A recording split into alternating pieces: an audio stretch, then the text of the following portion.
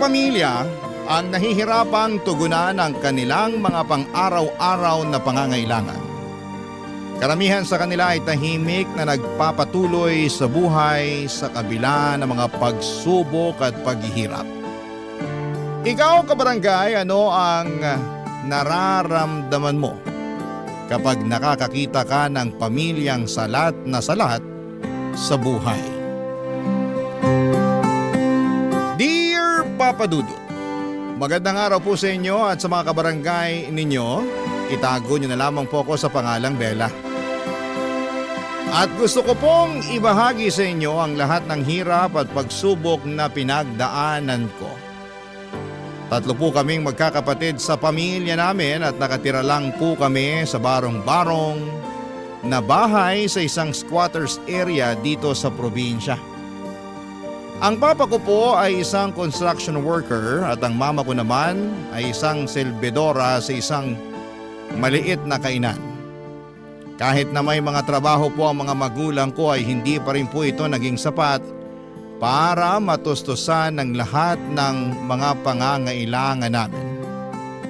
At dahil walang-wala po kami, ito rin ang naging dahilan kung bakit elementarya lamang ang natapos ko. Pero kahit elementarya lang ang natapos ko ay ginawa ko pa rin ang lahat para makatulong sa pamilya, lalong-lalo na at ako pa naman yung pinakamatanda sa aming magkakapatid. Araw-araw po akong nangangalakal para lang makaranas ng kaunting ginhawa sa buhay. Pero sa araw-araw na ginawa ng Diyos ay hindi naging sapat yung pangangalakal para umasenso kami sa buhay. Kaya ng mga panahong yon ay dito ko napagtanto na kung gusto kong umasenso sa buhay ay kailangan kong makapagtapos ng pag-aaral. Ang totoo po niyan, inggit na inggit po ako sa mga naging kaklase ko noong elementarya dahil karamihan sa kanila ay nakapagtapos na ng kolehiyo. At ang iba sa kanila ay nakapag-abroad na at doon ko na po napagtanto na kailangan kong bumalik sa pag-aaral kung gusto kong makaranas ng kaunting ginhawa sa buhay. Pero nagdadalawang isip ako na sabihin kina mama at papa ang kagustuhan ko na makapagtapos ng pag-aaral. Kasi sigurado ako na hindi sila matutuwa dahil ang gusto ng mga magulang ko ay yung magpatuloy ako sa pangangalakal para makatulong sa pamilya. Pero habang tumatagal, Papa Dudut, ay mas lalo akong nalalapit sa masaklap na katotohanan na walang magandang buhay na patutunguhan ang pangangalakal ko. Kaya naglakas loob na akong sabihin kay mama yung tungkol sa kagustuhan kong bumalik at makapagtapos ng pag-aaral.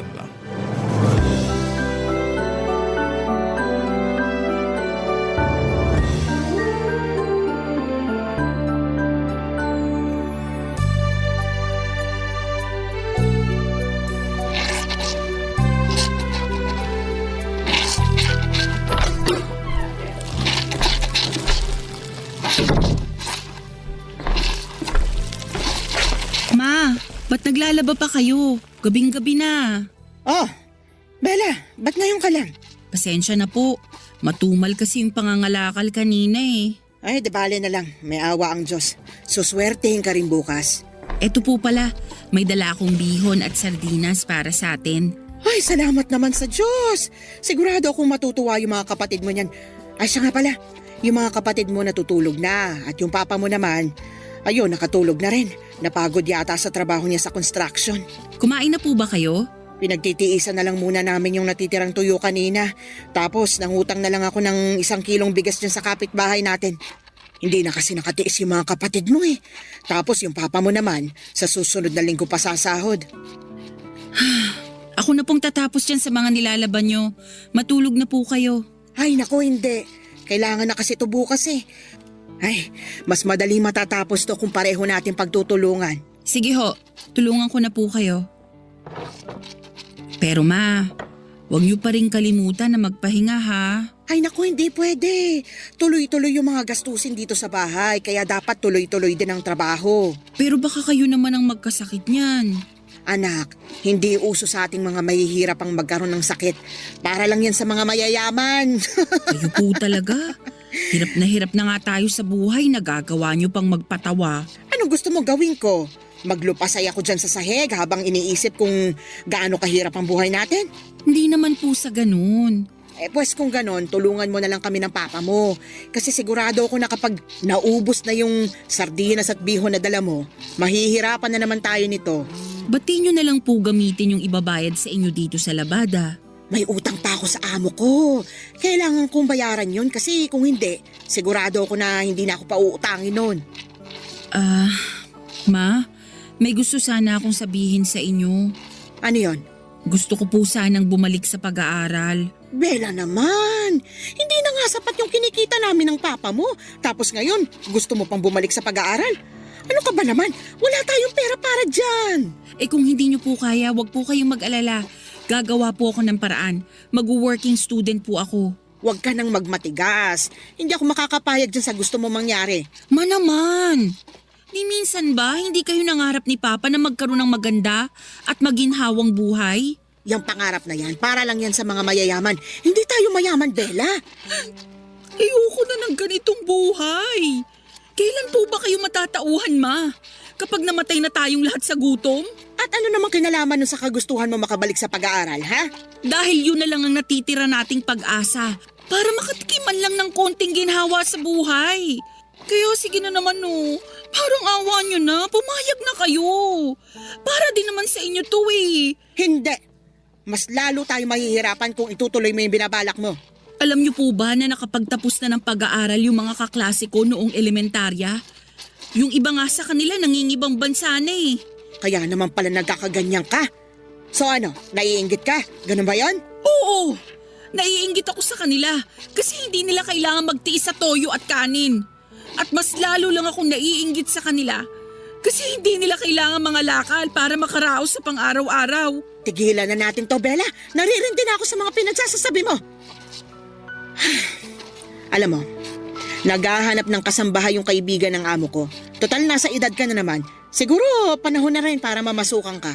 Mas gugustuhin ko na lang mga lakal at magpakahirap bilang working student ng sabay kesa mamasukan bilang kasambahay.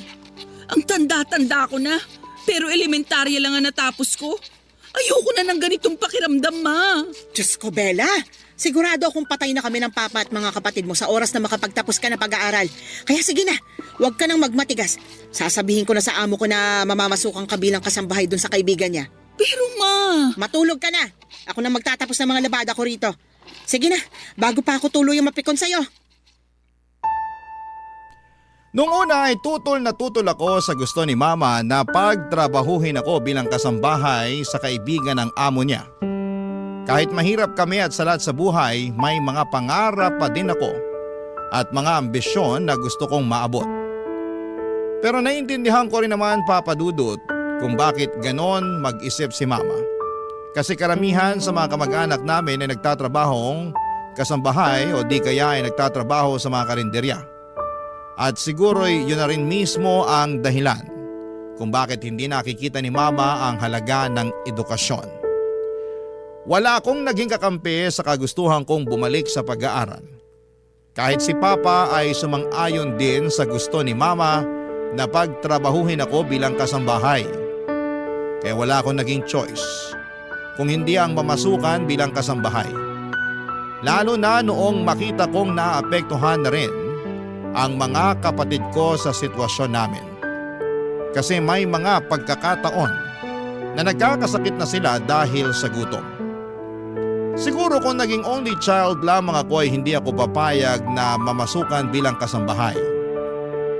Pero mahal ko yung mga kapatid ko at ayokong maranasan nila yung hirap na dinanas ko. Kaya naman kahit mahirap ay pumayag na lamang ako na maging kasambahay para makatulong sa pamilya namin. 3 oras ang layo ng bahay kung saan ako namasukan bilang kasambahay. Sa totoo lang ay sobrang kinakabahan ako noon. Kasi sanay akong mangalakal pero hindi ako sanay na mamasukan bilang kasambahay. Bukod pa doon ay maraming balita sa TV tungkol sa mga kasambahay na pinagmamalupitan o inaabuso ng mga amo nila kaya mas lalo lamang akong natakot. Ipinapasa Diyos ko na lamang ang magiging kapalaran ko bilang kasambahay. Ipinagdasal ko na lamang na sana hindi ako matulad sa mga kasambahay na nakikita ko sa TV na minamaltrato at hindi pinapasahod ng maayos.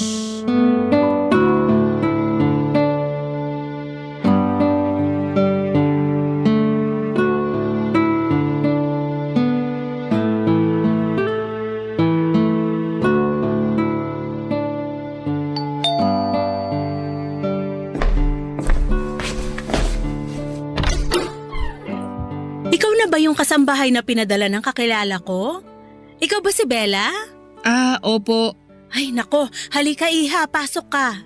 Sige po, salamat. Dito tayo sa sala. Maupo ka. Ang laki-laki po pala nitong bahay ninyo. Ay oo, pero wag ka mag-alala kasi dalawa lang naman tayo dito sa bahay. Patay na kasi yung asawa ko. Tapos yung anak ko naman may pamilya na sa ibang bansa. Ganun po ba? Huwag po kayong mag-alala kasi makakaasa po kayo na gagawin ko ng maayos ang trabaho ko dito. Mabuti naman kung ganon.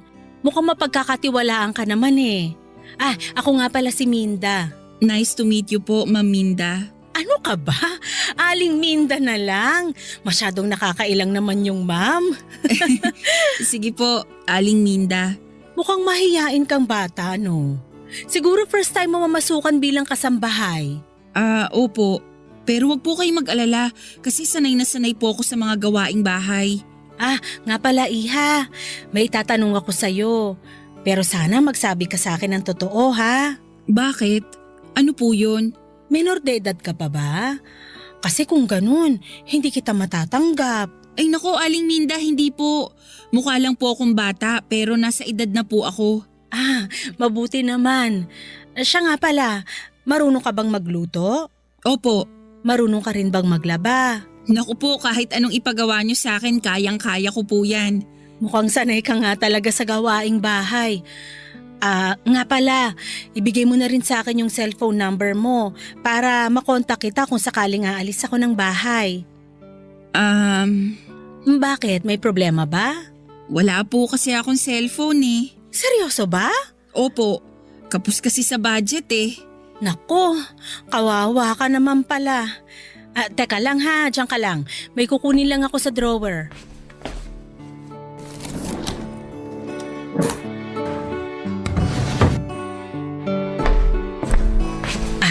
Eto. Aling Minda, para saan po tong cellphone? Sa'yo na yan. Seryoso po kayo? Oo, bigay sa akin ng anak ko yan. Matagal nang nakatambak yan sa drawer ko eh. At matagal-tagal ko na rin hindi nagagamit. Kaya sige na, huwag ka nang mailang. Tanggapin mo na. Naku, salamat po talaga dito ha. Wag po kayong mag-alala. Pagtatrabahuhan ko po ang ipambabayad ko dito. Ano ka ba naman? Huwag na. At least ngayon may magagamit ka na para matawagan mo rin ang pamilya mo kung sakasakali. Wala din po kasing cellphone si na mama eh. Pero di bali na lang po kasi nagbabalak na naman na akong ibili ng mumurahing cellphone si mama kapag sumahod na ako. Nakakatuwa naman. Napaka-family oriented mo naman palang bata ka. Pero ipapaalala ko lang sa'yo ha, na wag mong kalilimutan ang sarili mo. Matuto kang mag-ipon habang bata ka pa. Opo. Aling Minda, salamat po talaga ha. Ano ka ba? Wala yun. Siya nga pala, halika dito. May papakita ko sa'yo. Dalin mo na rin yung mga gamit mo. Sige po.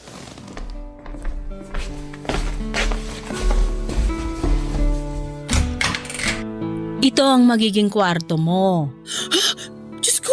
Oh, bakit? Hindi mo ba nagustuhan? Ang laki naman po ng kwarto. Ang totoo po niyan, mas malaki pa tong kwarto kaysa sa buong bahay namin eh. Aling Minda, nakakailang naman po kung dito po ako matutulog. Sa sala na lang po kaya ako. Ano ka ba naman? Sa tingin mo ba talaga patutulugin kita sa sala? Oh, bakit ka umiiyak? Wala po. Sobrang saya ko lang talaga. Ikaw talaga. Nga po pala, sisimulan ko na yung mga gawain dito. Nako, ipagpaliban mo na muna yan. Alam kong pagod ka sa biyahe, kaya magpahinga ka na lang muna. Sa makalawa ka na magsimula, okay? Papa Dudut, sobrang saya ko talaga noong araw na yon. Parang nanalo ako sa loto dahil sobrang bait at maalaga ni Aling Minda sa akin. Doon ko rin po na-realize na kahit mahirap kami ay may awa pa rin pala ang Diyos sa amin. Kahit na hindi ko pa natutupad ang pangarap ko makatapos ng pag-aaral ay ramdam ko na panalo na ako sa buhay dahil hindi nagkulang si Aling Minda sa akin. Hindi niya ako trinato bilang kasambahay, kundi parang anak na rin niya. Patay na kasi ang asawa niya at yung anak niya ay may sarili ng pamilya sa Canada. Kaya lahat ng pagmamahal at atensyon niya ay ibinuhos na niya sa akin. Pero kahit sobrang bait ni Aling Minda sa akin, minsan ay hindi ko inabuso ang tiwala at pagmamahal na ibinibigay niya. Kahit na paminsan-minsan ay nagiging spoiled na ako, kay Aling Minda ay palagi kong sinisiguradong nagagawa ko ng maayos ang lahat ng gawaing bahay. Pinapanatili kong malinis ang bahay at minsan ay hindi ko pinapahirapan o binibigyan ng sakit sa ulo si Aling Minda. Noong sumahod na ako ay sobrang natuwa ako dahil dinagdagan pa niya yung pera na ibinigay niya sa akin. Agad-agad ko po itong pinadala kay mama yung sahod ko para makabili siya ng murang cellphone.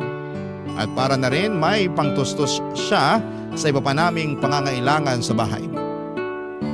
Sa totoo lang, Papa Dudut, naisip ko na kung si Aling Minda ang naging tunay kong ina, siguro'y mas maayos at mas naging komportable ang buhay ko kasi hindi niya ako kailanman pinabayaan. Palagi niyang sinisiguradong nakakain ako ng maayos at nakakakuha ng sapat na pahinga. Samantalang si Mama madalas ay tumatawag lamang sa akin para manghingi ng pera. Papa Dudut. Barangay Love Stories. Barangay Love Stories. Habang tumatagal ay mas lalo ko lang nararamdaman na wala nang pakialam si Mama sa akin.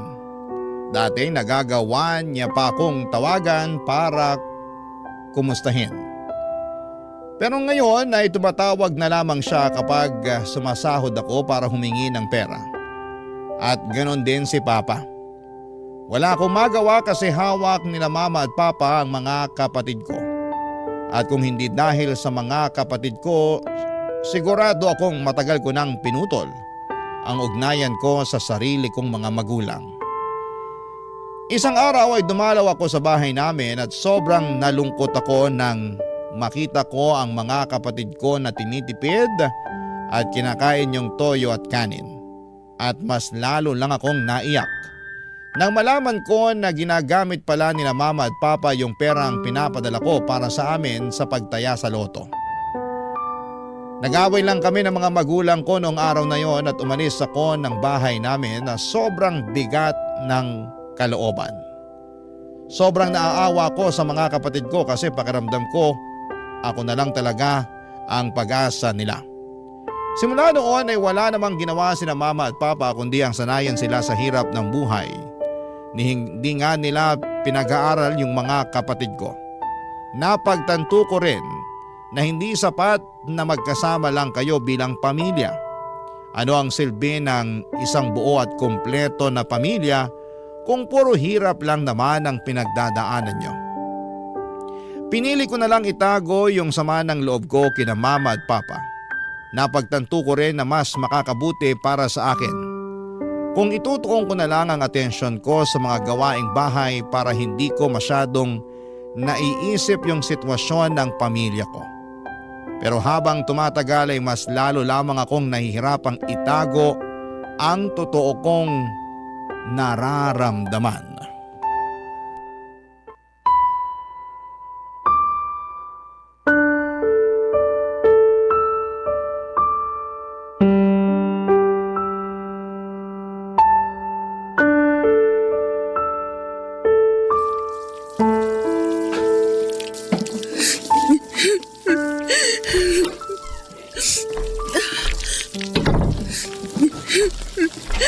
Uy, Bella! Tamang-tama, bumili ako ng fried chicken at spaghetti. Halika dito, sabayan mo na akong kumain. Oh, teka lang. Umiiyak ka ba? Naku, Aling Minda, pasensya na po kayo. Wala po to. Mamaya mo na tapusin yung mga hinuhugasan mo. Maupo ka nga muna dito.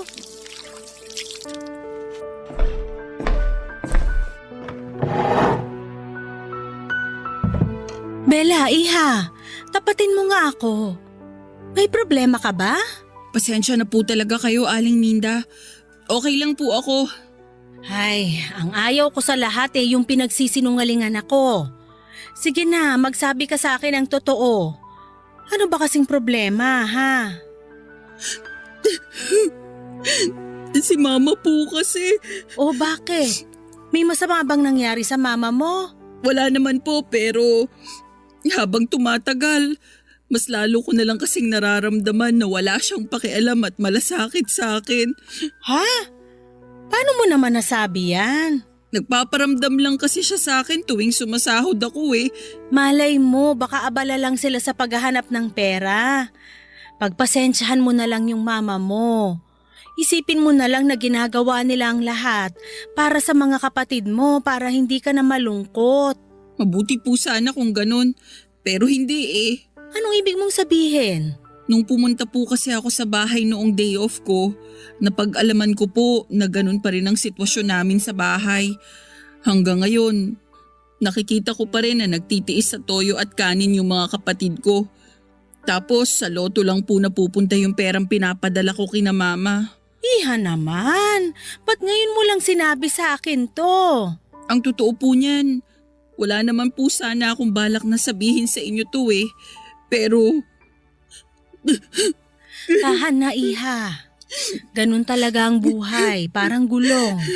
Minsan nasa ibabaw, minsan nasa ilalim. naku po Aling Minda, pakiramdam ko nga po palagi na lang akong nasa ilalim eh.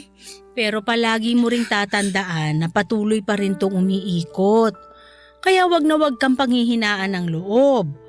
Kapit lang, ha? Salamat po talaga. Alam niyo po, napagaan niyo ang loob ko. Hindi man ako sinwerte sa pamilya ko, pero di bali na lang po. Kasi swerte naman ako sa amo ko. Nako, ikaw talaga ng bola ka pa. Hindi ka na iba sa akin. Ang totoo niyan, miss na miss ko na yung anak ko na nasa Canada ngayon. Pero simula nung namasukan ka sa akin, nawala na yung pangungulila ko sa anak ko. At ganun din po ako sa inyo, Aling Minda. Simula noong namasukan ako sa inyo, nakalimutan ko po yung sakit at paghihinagpis na pinagdaanan ko kay mama. Kasi tuwing kasama ko po kayo, parang kayo na rin po yung mama ko. Napupunan niyo po yung lahat ng pagkukulang ni mama sa akin. Nako, tigilan na nga muna natin tong drama na to. Pasensya na po talaga. Kumain na lang muna tayo. Sige po. Nga pala, matanong lang kita. May bala ka pa bang bumalik sa pag-aaral? Yun na nga po eh. Matagal ko na pong pangarap na makapagtapos ng pag-aaral, pero dahil kapos kami sa pera, hindi na ako nakatungtong ng high school. So ibig mong sabihin, elementary lang yung natapos mo? Parang gano'n na nga po. Naku Bella, sobrang mahalaga na nakapagtapos ka, iha. Kung hindi ka nakapagtapos, mahihirapan kang makamove on sa buhay. Iba pa rin yung nakapagtapos kasi dito ka nagkakaroon ng mga opportunity para magkaroon ng mas magandang buhay. Kaya ikaw, pagdating ng panahon, sana tapusin mo yung pag-aaral mo, ha? Siyempre naman po, Aling Minda. Sa katunayan nga, may naitabi na po akong ipon. Talaga ba? Opo, nang dahil na rin sa inyo. Hindi po kasi kayo kuripot tuwing nagbibigay kayo ng sahod eh. Naku, wala yun. Ano ka ba? Deserve na deserve mo yung binibigay ko sa yung sahod. Kasi nakikita ko yung sipag mo sa pagiging kasambahay ko. Alam mo ba na yung dati kong kasambahay dito? Naku, sobrang tamad. Kailangan ko pang utusan para lang gumalaw. So ano pong nangyari sa kanya? Ayun, pinalayas ko. Naku, kawawa naman pala. Mabuti na lang talaga at ginawa ko yon. Kasi kung hindi, malamang hindi kita makikilala. Kung sa bagay.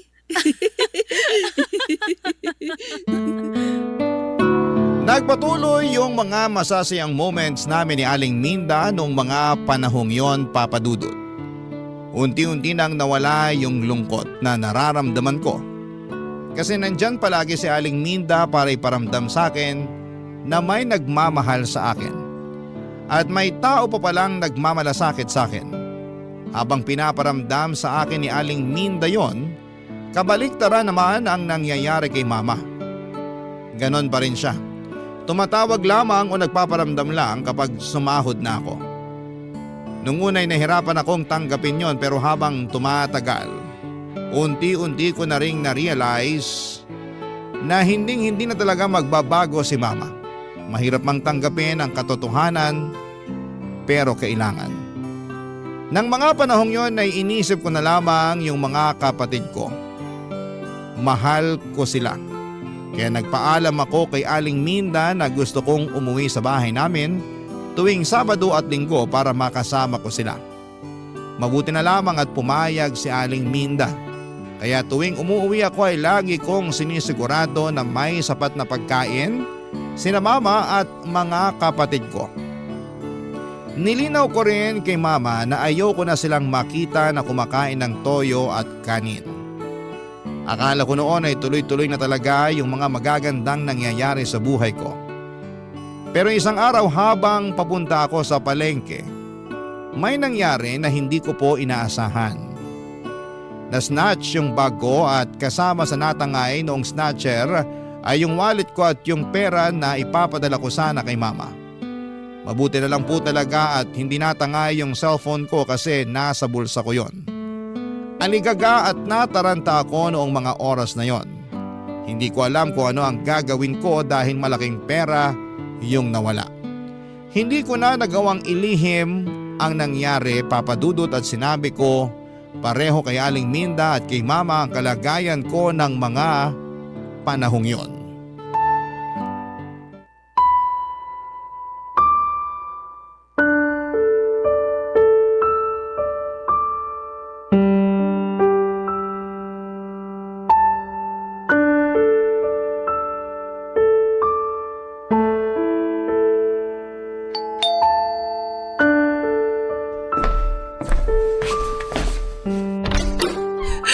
Bella! Kuya! Ano nangyari sa'yo? Bakit ka umiiyak? At ba't mukhang takot na takot ka? Aling Minda. Kumalma ka nga! Ano ba kasing nangyari sa yung bata ka? Aling Minda. Sorry po talaga. Ay, maupo ka nga muna dito sa sofa. Sabihin mo na sa akin kung anong nangyari sa'yo. Mapagkakatiwalaan mo ko. Ano ba kasi yon para matulungan kita? Aling Minda, tinangay po kasi nung snatcher yung bag ko. Ano? Pasensya na po talaga. Hindi ko na po nabili yung pinapabili ninyo sa akin sa palengke. Kasi natangay na rin ng snatcher yung perang binigay niyo sa akin. Diyos ko! Sorry po talaga, Aling Minda. Ano ka ba naman? Ang importante, ligtas ka. Mabuti na lang talaga at walang masamang nangyari sa'yo. Huwag mo nang isipin yung perang tinangay nung snatcher, ha? Hayaan mo na, pera lang yon. Salamat po talaga. Pero si Mama po kasi, Bakit? Anong problema sa mama mo? natangay din po nung snatcher yung perang ipapadala ko sana sa kanya. Sigurado kung maiintindihan ka ng mama mo, Bella. Matutuwa yun na ligtas ka. Sana nga po. Aling Minda, labas muna ako saglit ha. Tatawagan ko lang si Mama.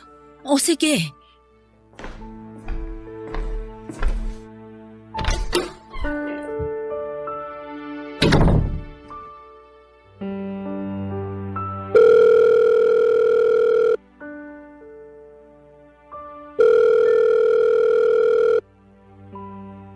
Oh, Bella! Tamang-tama. Tatawagan na sana kita pero naunahan mo ako. Ma, may sasabihin po sana ako sa inyo. Bakit? Ano yon? Ma, Hindi po muna ako makapagpapadala sa inyo. Ano? Pambihirang buhay to. At bakit naman, Aber? Tinangay po kasi nung snatcher yung wallet ko eh. Tanga-tanga mo naman. Hindi mo na ba talaga ginagamit ang utak mo, ha? Sandali lang, may utak ka nga ba? Alam mong may laman na pera yung wallet mo pero hindi mo iningatan. Hindi ko naman po ginusto yung nangyari eh. Ganyan! Ganyan mga tuwira ng mga bobong katulad mo. Paano ngayon yan? Kailangan na kailangan namin yung pera na ipapadala mo. Utang na loob, ma. Nabiktima po ako ng snatcher. Takot na takot po ako nung tinangay nung snatcher yung bag ko. Oh, so kaninong kasalanan yan? Hindi ba't kasalanan mo? Naku Bella, gawa mo ng paraan yung perang ipapadala mo sa amin. Naku, sinasabi ko sa'yo. Tinawagan ko po kayo kasi nagbabaka sakali akong madamayan ninyo ko. Pero mas lalo lang sumama yung loob ko sa inyo ngayon. Ang kapal na mukha mo para pagsalitaan ako ng ganyan. Nagkakaganyan ka ba porkit kumikita ka na ng sarili mong pera? Nagkakaganito po ako kasi hirap kayong umintindi. Wala na kayong ibang inisip kundi pera, pera, pera. At bakit? Sinong gusto mong isipin ko? Ikaw? Oo, kasi simulat sa poll, hindi ko naramdaman na nanay ko kayo. Walang hiya ka? Hoy Bella, tandaan mo na hindi ka mabubuo at mabubuhay sa mundong ito kung hindi dahil sa akin. Sige na po, papatayin ko na to. Baka makalimutan ko lang na nanay ko kayo pag pinagpatuloy pa natin to. Bastos kang bata ka. Bella!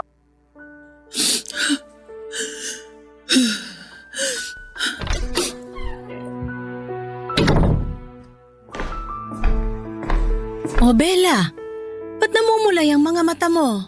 Pasensya na po kayo, Aling Minda. Huwag niyo na lang po akong intindihin.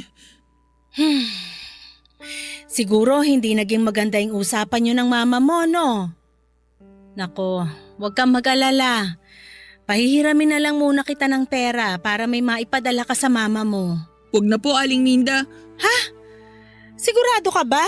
Opo, masyado na po kayong maraming naitulong sa akin. Ang kapal naman po ng mukha ko kapag tinanggap ko pa yung inaalok nyo.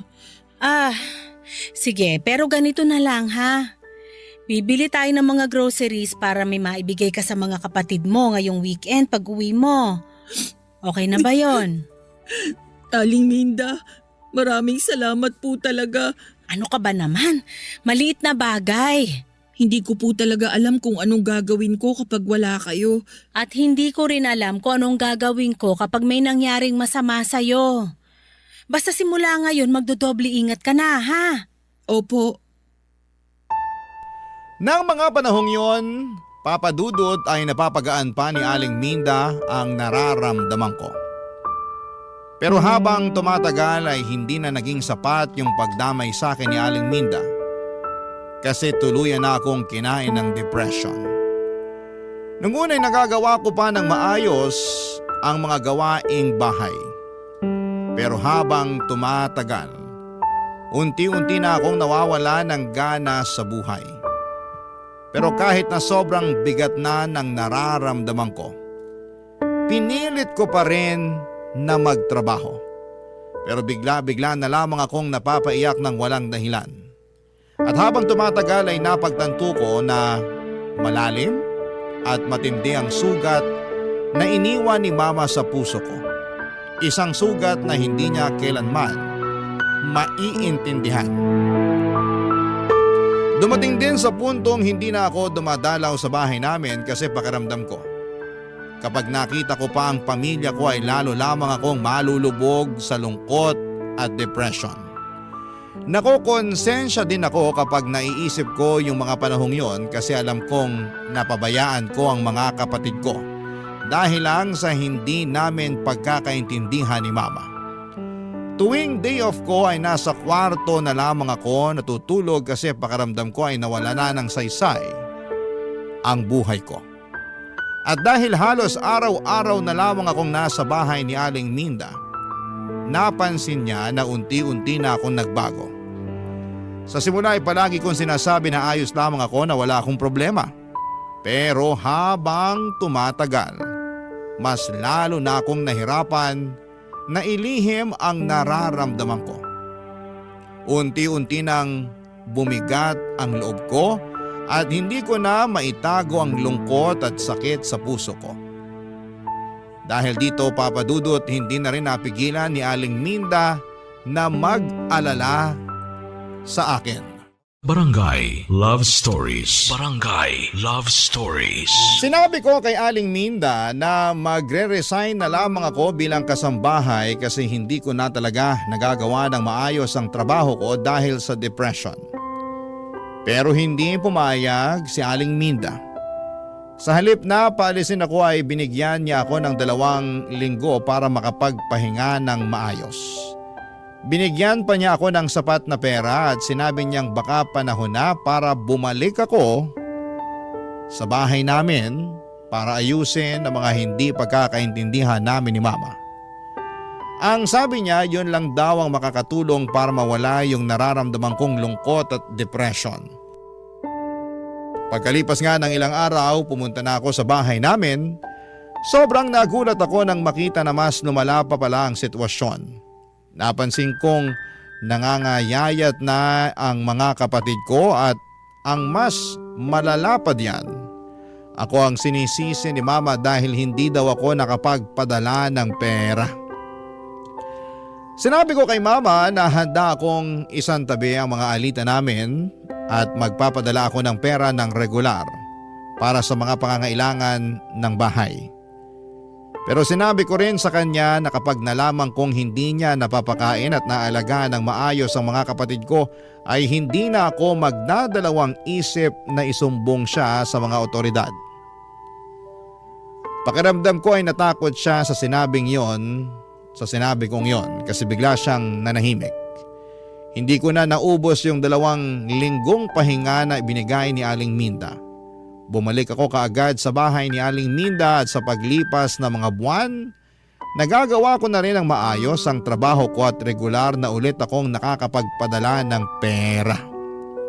Tuwing bumibisita ako sa bahay namin ay nakikita ko na maayos na nakakakain at mas maganda na ang kalagayan ng mga kapatid ko. At para sa akin ay sapat na yon. Noong mga panahong yon ay wala na talaga akong pakialam kay Mama. Ang importante na lamang para sa akin ay yung mapabuti ang kalagayan ng mga kapatid ko.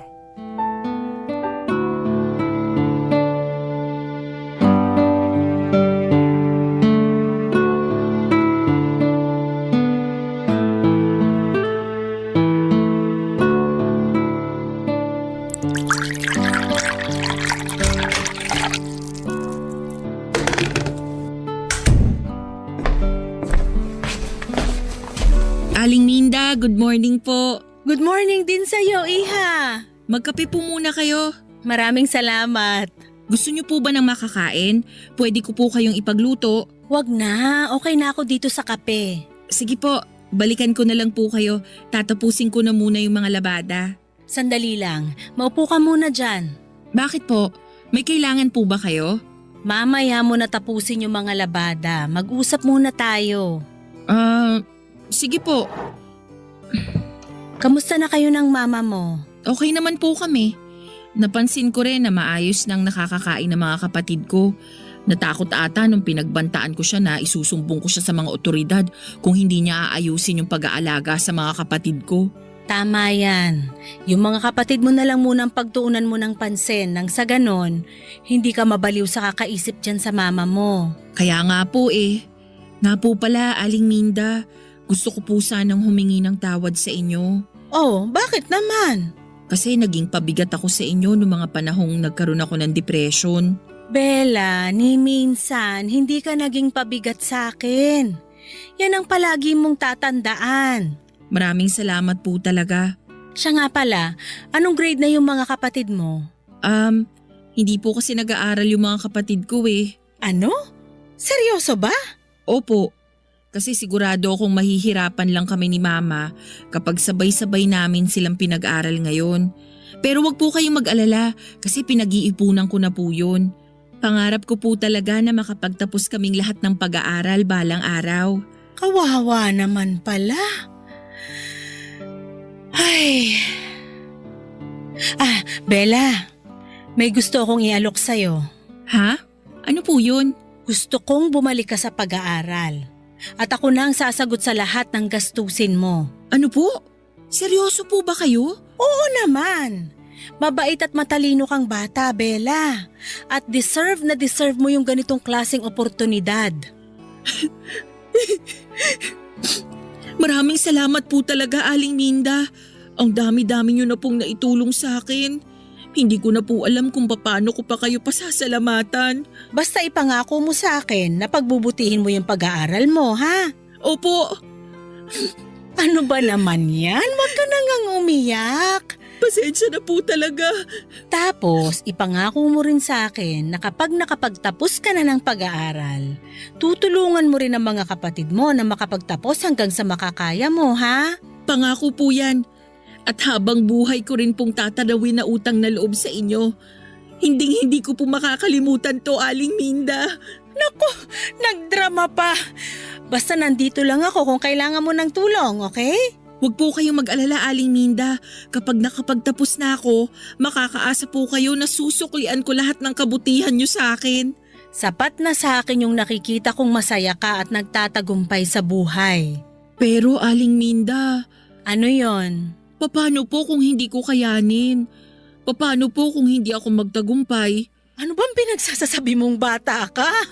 Ang totoo po niyan, kinakabahan po ako. Elementary lang po kasi ang natapos ko. Bella, makinig ka. Nakikita ko kung gaano ka kasipag. Sa tingin mo ba pag-aaralin kita kung sa tingin ko hindi mo kakayanin? Kaya wag na wag kang panghihinaan ng loob. Kayang-kaya mo yan.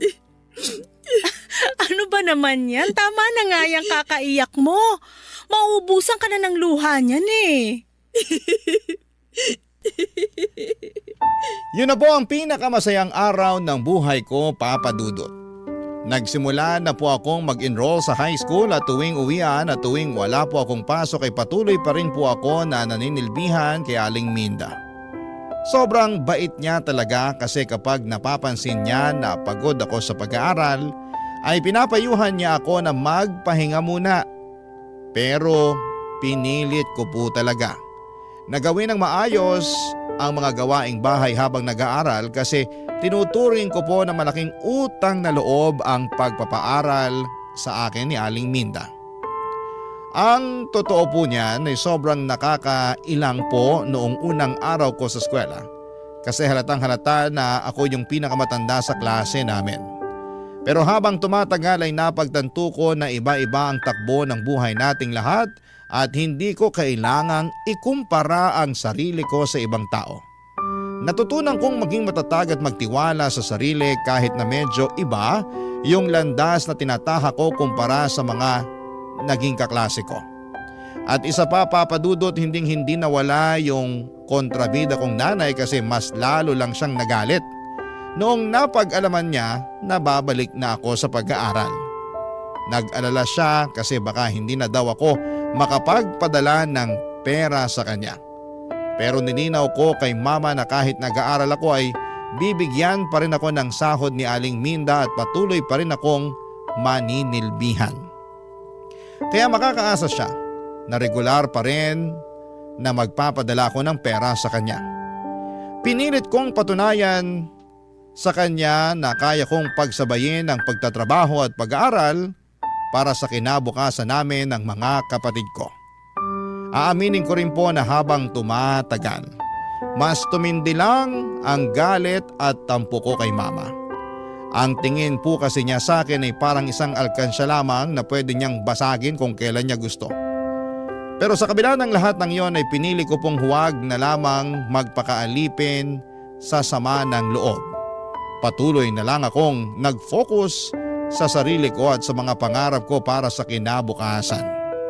Lagi ko rin pong iniisip ang mga kapatid ko na kahit na anong mangyari kailangan kong maging matatag, hindi lang po para sa sarili kundi para na rin sa kanila. Lumipas ang ilang taon ay nakapagtapos na rin po ako ng high school sa wakas. Hindi po naging madali yung mga pinagdaanan ko pero proud na proud ako sa sarili ko kasi kinaya ko yung hirap at pagod na kinailangan kong pagdaanan bago ako nakapagtapos ng high school.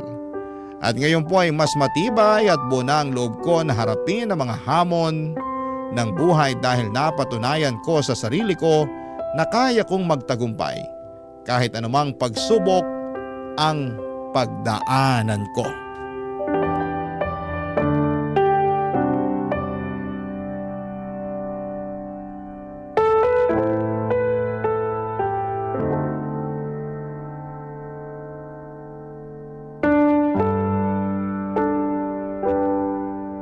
Bella, iha! Congratulations! Thank you po, Aling Minda. Ilang araw na lang at makakagraduate ka na ng high school. Hindi ko po akalain na darating pa ang araw na to. Pero eto na, mangyayari na siya sa wakas.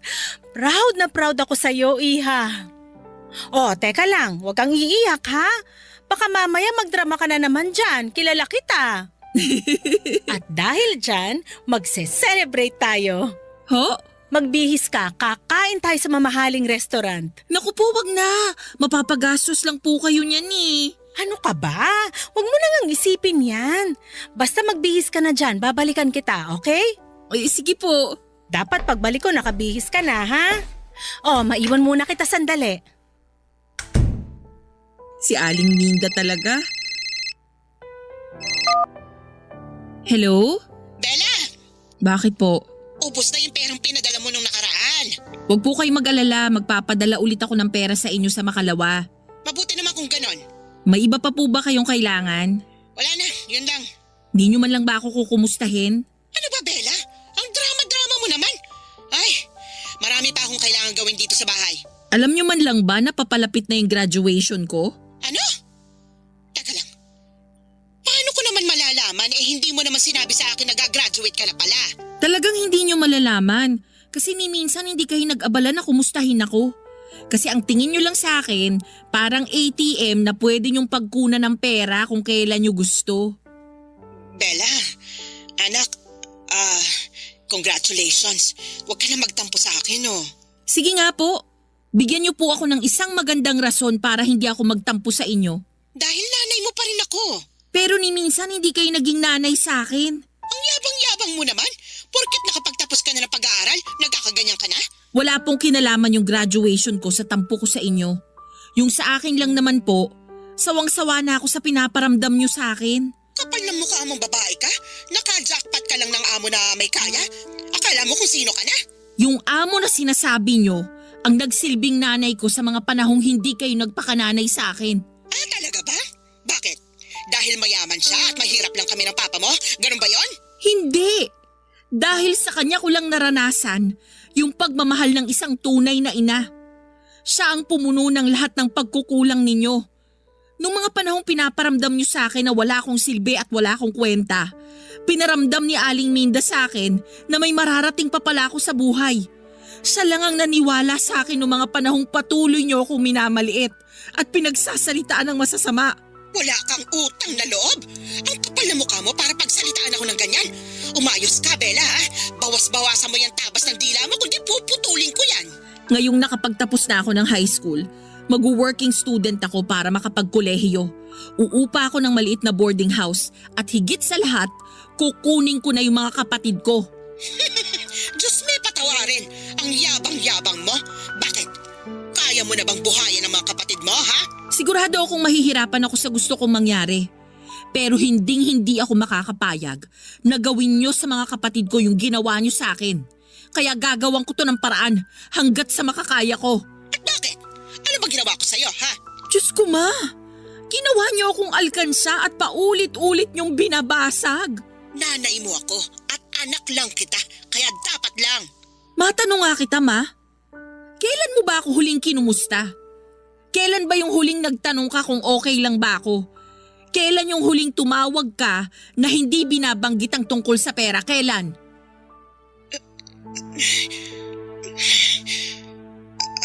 Di kayo makasagot no? Pues ako na po ang sasagot para sa inyo. Kasi ni minsan, hindi nyo ako naisip. Sige na po, tatawagan ko na lang kayo ulit kapag handa na yung pera ninyo. Siguro'y marami sa mga kabarangay ninyo ang iisipin na mayabang o hambog ako, Papa Dudut. Pero tiniis ko po ang pang-aabuso ni Mama sa akin ng ilang taon. Siguro kaya ko nagawang sagutin si mama ng ganon kasi napuno na ako sa pagmamalupit niya sa akin at may hangganan din naman ang pasensya ko. Pero sa puntong ito ay handa na akong manindigan at ipagtanggol ang sarili ko laban sa mga taong umaabuso sa akin. Lumipas ang ilang araw at sa wagas ay nakapagtapos na rin po ako ng high school. Si Aling Minda ang umakyat sa entablado para isabit sa akin ang medalya ko. Sobrang saya ko po noong araw na yon at makalipas ang ilang linggo, sinabi ko kay Aling Minda ang kagustuhan ko na makapagkolehiyo. Umupa ng maliit na murang boarding house, maging working student at higit sa lahat ay kunin ng mga kapatid ko. Noong una ay sobrang nagulat si Aling Minda dahil alam niyang hindi ito magiging madali kasi hindi naman daw kalakihan ang allowance na natatanggap ng mga working student at sigurado din siya na may hirapan lamang ako sa pag-aaral ko kung maghahanap pa ako ng additional income. Kaya makalipas ang ilang araw, inalok ako ni Aling Minda na handa raw siyang tulungan ang mga kapatid ko. Nung una ay tumanggi ako pero nagpumilit siya hanggang sa pumayag ako. Napagkasunduan namin ni Aling Minda na kapalit ng pagpapatira niya sa amin ng mga kapatid ko sa bahay niya ay patuloy pa rin ako na maninilbihan sa kanya kahit na nagwo-working student ako. Ngayon po ay nasa kolehiyo na ako at nag-aaral sa kursong Mass Communication. Ang mga kapatid ko naman ay pinag-aaral na din ni Aling Minda at para makabawa ay sinisigurado kung palaging maayos at malinis ang bahay. Sobrang saya ko dahil mukhang nagkakasundo si Aling Minda at ang mga kapatid ko. Siguro hindi na siya nagdalawang isip na kupkupin sila dahil hanggang ngayon ay nangungulila pa rin siya sa anak niya na nasa Canada. At nang kinuha ko ang mga kapatid ko kay Mama, hindi na po siya tumanggi. Siguro ay alam na niya na mas magiging magaan ang buhay nila ni Papa kung wala na silang pinapakain. Kaya pumayag din sila na kunin ko ang mga kapatid ko. Hanggang ngayon ay wala pa akong kontak kina Mama at Papa at wala rin akong balak na kausapin sila. Panahon na lamang ang magsasabi kung kailan ko sila muling mapapatawad. Papa Dudut, dito ko na muna tatapusin ang kwento ko at maraming salamat po at binigyan ninyo ako ng pagkakataon na maibahagi sa inyo at sa mga kabarangay ninyo ang pinagdaanan ko. Ang inyong forever kapuso at kabarangay, Bella. Kwentuhan naman tayo dito sa comment section.